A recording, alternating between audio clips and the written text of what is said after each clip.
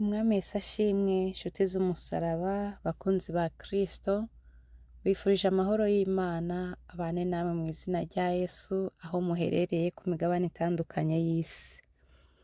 Uyu munsi rero ijambo riri ku mutima wanjye nifuje kubasangiza, narihaye umutwe w'amagambo uvuga ngo Uwiteka afite imbaraga zo gukiza ababembe n'umutima. Birashoboka yuko waba ubembwe mu buryo bw'umubiri cyangwa se mu buryo bw'umwuka. Nagutangarizaga yuko Uwiteka afite imbaraga zo kugukiza. Umutima ubembye, w'ishari se, wigomwa se, wuzuye ikibi, wuzuye ibidatungana Imana. Kuko ijambo ry'Imana riravuga ngo ko igiti cyose kitatewe nawe kizarandurwa. Rero ndakwifuriza ko mu mutima wawe ho kugira ngo habemo urwango n'ishari, habemo amahoro n'umutekano, habemo kugwa neza, habemo imbuto zikwiriye abihanye. Kandi niba ndazo, Uwiteka agufashe wumve ijambo ry'Imana, kandi ijambo ry'Imana ribereyeho kutubohora no kudukiza.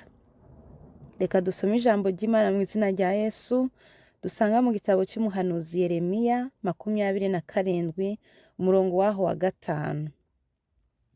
Ijambo ry'Uwiteka riravuga ngo ni jye waremye isi n'abantu n'inyamaswa biri ku isi, mbiremesha ububasha bwanjye bukomeye n'ukuboko kwanjye kurambuye, kandi ngabyagurira uwo nshaka.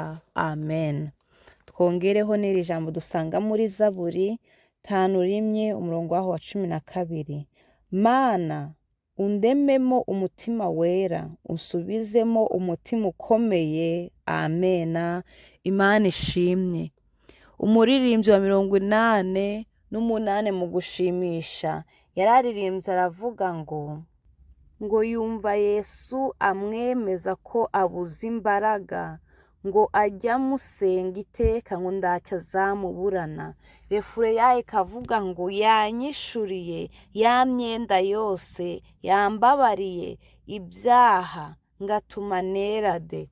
Ku gitero cya kabiri nicyo nagendereye hakavuga ngo niwe ufite imbaraga zihagije rwose zo gukiza ababembe, zigakiza umutima. Imana ishimye.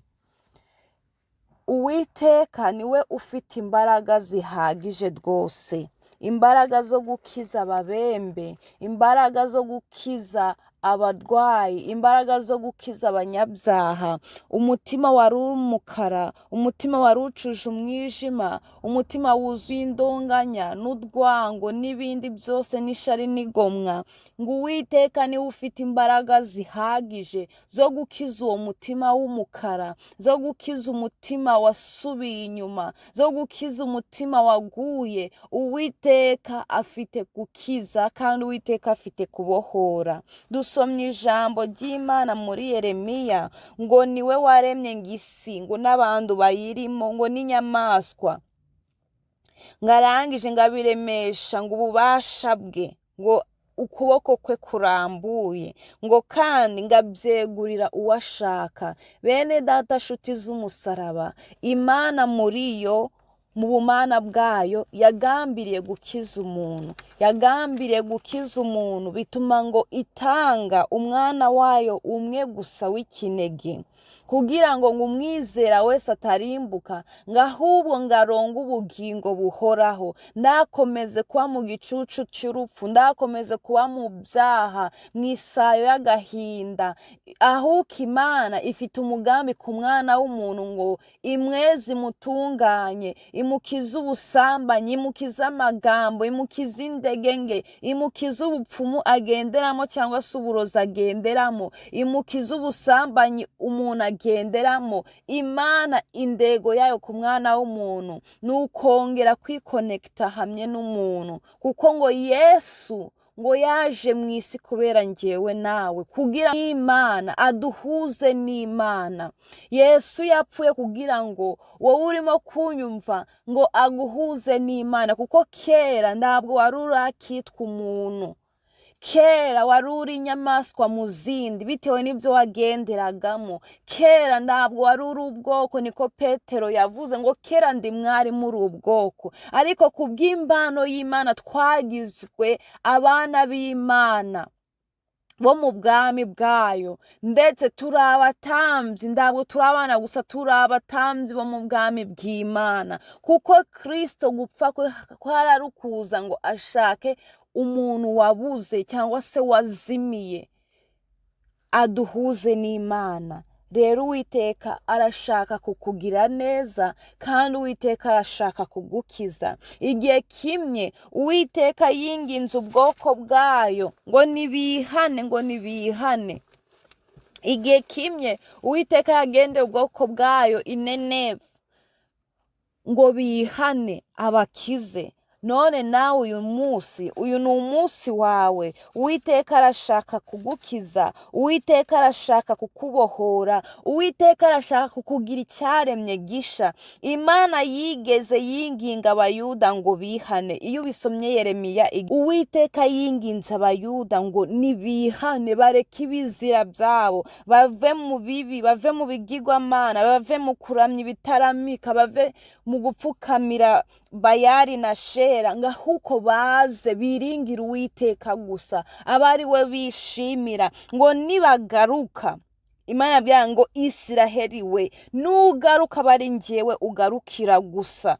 Nugaruka nugira umutima wo kwisubiraho, ukareka ibibi, ukava mu ngeso zawe, ukareka amatiku, ukareka bya bindi byose byatumye bikujyana kure yanjye, ngo ukagira wa mutima wo kugaruka. Ngo nugaruka bari njyewe ugarukira, kuko ngo igihe kimwe ngazageraho ngo yirahire cyangwa se yikomange mu gituza, avuge ati mbaye uhire kuba naramenye Uwiteka, kandi amahanga yazishimira muri we. Imana ishimye. Twasomye ijambo ritubwira ngo Uwiteka ngo niwe waremye isi, ngo n'abantu n'inyamaswa ngo biri ku isi, ngabiremesha ububasha bwayo bukomeye n'ukuboko kwayo kurambuye, ngo kandi ngo ibyo byose ngabyegurira ngo umuntu ashaka. Impamvu umugisha wawe utawubona ni ko umugisha wawe uza ukagushaka ugasanga uri mu bibi. Ese uri kuvuga mwene so? Ese muri wowe harimo ishari, harimo agahinda, harimo inzigo, harimo inzika? Umutima w'umukara biragoye ko wakakira umugisha. Umutima w'umukara biragoye ko wakakira amahoro. Umutima w'umukara biragoye ko hava mu kuri. Ariko Imana iravugana nawe ngo reka ibyo byose ngo uyigarukire yonyine. Irakuremamo umutima utunganye. Imana ishimye. Irakuremamo umutima uboneye mu izina rya Yesu. Ijambo ry'Imana nanone iyo turisomye muri Yeremiya ibice byaho 23 umurongo wa 23 aravuga ngo Uwiteka arabaza ati, mbese mwibwira ko ndi Imana yo hafi gusa? Ndari n'Imana ya hose na kure? Imana itugirire neza. Imana ntabwo ari Imana ya bugufi gusa, ahubwo ni ya hose na kure. Ndakure habaho Uwiteka atakugeza, kandi aho kure uri naho yahagera. Niba waracupiye mu byaha, isura y'ubumuntu bwawe yarashize mu buryo bw'umwuka, ukaba utazi kuvuga neza, ukaba utazi kuvuga witonze, ukaba utazi kuvuga ngo ucishe make umenya ugeza, ukaba utazi kuvuga ukuri, Uwiteka arakubwiye ngo aho huri ntabwo ari kure kuri yo. Uwo mujinya ukuzereramo ukawuryamana, kandi ijambo ry'Imana avuga ngo ndimukarakare, ngo izuba ngo ririnde riva, ririnde rirenga, ngo ukirakaye uwo mujinya uryamana ukawubyukana. Uwiteka aravuze ngaho naho yahagera. Uwo mujinya yawugukuramo, izo ndegenge yazigukiza, kuko ngo ni Imana y'inyembaraga, ngo yabambye isi mu bubasha bwayo, mu mbaraga zayo, kandi yiteguye kuguhindurira amateka, yiteguye guhindura izina ryawe. Niba witwaga maraya, ese kuvuga ngo maraya, wenda hari ibyaha ukora bitazwi na rubanda, bitazwi n'abo mu muryango wawe, bya byaha ukora handi hijimye bizwi nawe n'Imana yawe. Uwiteka arashaka kuguhindurira ya mafilime y'urukozasoni ureba. Uwiteka arashaka kukweza kuko amaso yawe yarahumanye. Ndabona ibyiza, ndabona imbaraga z'Imana, ariko ureba ibiteye isoni, ukavuga ibiteye isoni, ukavuga iby'ubugome. Ariko Uwiteka aravuze ngo mbese wibwira yuko ndi Imana ya hafi gusa?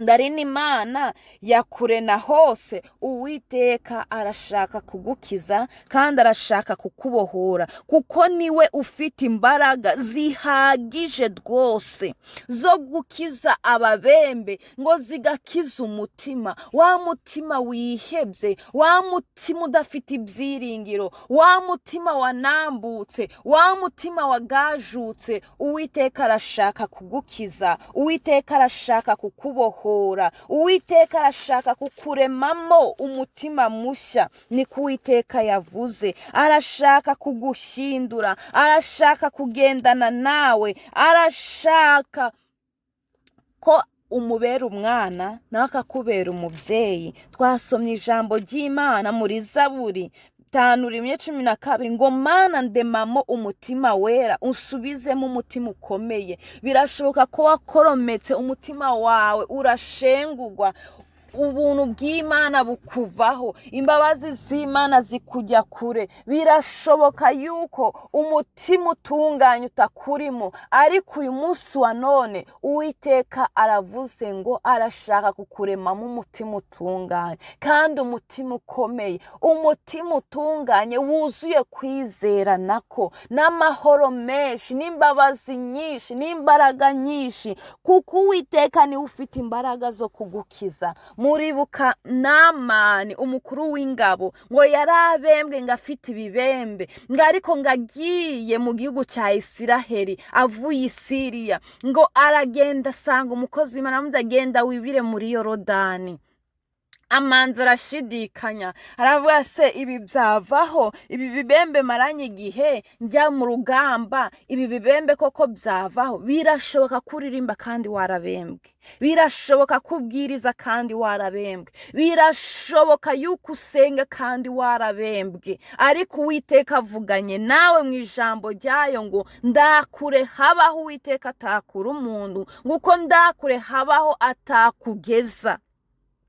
Uwiteka arashaka kuguhindura amateka, niweho guca bugufi ugahinduka, ukubaha Imana ya Isiraheli, ukagendana nayo. Umuririmbyi yaravuze ngo ndacyo yakora, ngo singira icyiza ngora, ngo nibesherejweho ngo n'ubuntu bwawe gusa, ngo nezwa n'amaraso de.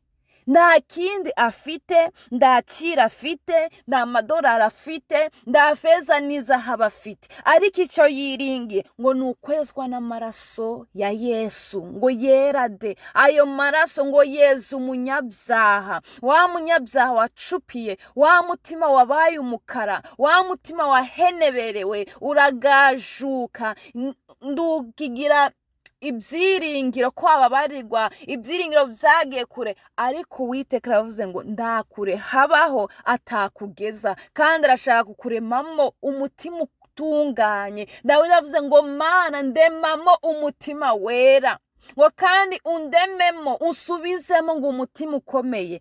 Ari kwihana kuko yari amaze gukora icyaha kigayitse ng'umwami, ngo amaze Mukawuriya, ngo amaze kumusambanya, arangije avuga ati Mana ibi ni ibiki nakoze, ngaca bugufi imbere y'Imana. kandi Uwiteka Imana yagiriye neza Dawidi. Nawe rero Uwiteka yiteguye kukugira neza. Umutima uca bugufi ni Uwiteka gusaba, Uwiteka gusaba ko wamugarukira, kandi numugarukira nguko ijambo ry'Imana ryatubwiye ngo abe ari we ugarukira we gusa. Kandi reka ngo bwire inshuti y'umusaraba, Uwiteka afite imbaraga zo kugukiza. Na Namani ngo yageze aho ngo abagaragu baramubwira, kuko yari arimo kunegirija ati aya mazi yaranduye yagize ute, iwacu dufite inzuzi, dufite za pisine, ibiki n'ibiki. Ariko abagaragu be baramubwira ati katagusabye kiruhije wagenda ukibira mu mazi. Arega niho yagiye ngo ku nshuro 7 ngavamo umubiri we utabembwe, umeze neza, mbese ng'umubiri w'uruhinja. Bene data bakunzi b'umusaraba, Yesu nda kintu kikiguzi gihambaye agusaba. Icyo Yesu agusaba ni ukumugarukira, akakugirira neza, ni ukumugarukira akakurengera, kuko yiteguye gukiza abamusanga bose. Umuririmbyi yavuze ngo yasaga n'uwapfuye mu mutima we, ngo maze Yesu aramuzura, ngo kandi niwe umukomeza. Yesu yiteguye kukuzura wa mutima wawe wapfuye, utakiri interest mu kumva ijambo ry'Imana, cyangwa se gusoma ijambo ry'Imana, cyangwa se guterana kwera. Imana yiteguye kukuzura uwo mutima wapfuye. Uragenda tukabibona, urabwiriza tukabibona, ariko nawe uzi ko umutima wawe wapfuye, kuko umutima w'umuntu ntabwo ujya ruswa. Nawe uzi neza ko umutima wawe wapfuye. Were kunegirija, were gwana n'umutima wawe, ca bugufi. Na Namani yaciye bugufi nubwo yamanjije gushidikanya, ariko yagize abagaragu beza baramubwira ati databuja ndabikomeye agusabye. Aravuze genda wibire. Avamo agize ute, abonye ubwiza bw'Imana, igitangaza cy'Imana cyakiriye. Mwene data rero, reba sakasa ku mutima wawe, hahandi wapfuye. Ushobora gupfa mu buryo bwo kuvugavuga, ukavuga amagambo atubaka asenya, ukavuga amagambo y'ibihosho, cyangwa se wigize ikigenge. Gusenga warasengaga ariko ubundi ugisenga, guterana kwabaye guke muri wowe. Ongera wisuzume, kuko Uwiteka yiteguye kukuzura. Nda kindi kitubesha usibye ubuntu bw'Imana. Kubura amahoro utarapfuye, hari benshi batashe bakurushaga ubwiza, bakurushaga ubwitonzi, bakurushaga gusenga, bakurushaga gukiranuka, ariko abo bose barapfuye. Imana ishimye ko baruhutse, batapfuye urupfu rw'agashinyaguro, ahubwo abo bose bararuhutse, bari mu mahoro. Abo bose baragiye, turasigara. Ndago twari tubikwiriye yuko twasigara, hari hakwiriye yuko ngewe nawe twata, ariko kuko Imana igenda ngitubikira ngo imbabazi zayo. Imana ishimye. Imana iravuga iti reka imbe ndindiriye. Wenda Jani yakihana kandi narihanye, wenda nawe wakihana kandi warihanye, ariko kuko turi mu isi tugenda dusubira inyuma tugwagwana, ukiranuka bikagorana. Ariko Imana yongera iraduhamagaye ngo twisuzume hahandi twapfuye, ngo twongere tugire ute, tuyigarukire mu izina rya Yesu. Ngo imbere ya yandebe, umuririmbyi niko yavuze, ngo azagerayo, ngazaba ajyanye iminyago ayishikirize Yesu. Ubwo tuzaba dukuwe muri iyi simbi, tuzasanganira Yesu, tumusange turuhutse, tumusange nda mutima uducira urubanza, tumusange turi amahoro. Imana ishimye, Imana ishimye, Imana ishigwe hejuru. Iri ni ijambo ry'Imana ry'uyu munsi. Ikindi gice cyo kurikomeza tuzagishiraho kwa gatatu hazaza. Imana y'amahoro ibaha umugisha. Shalom.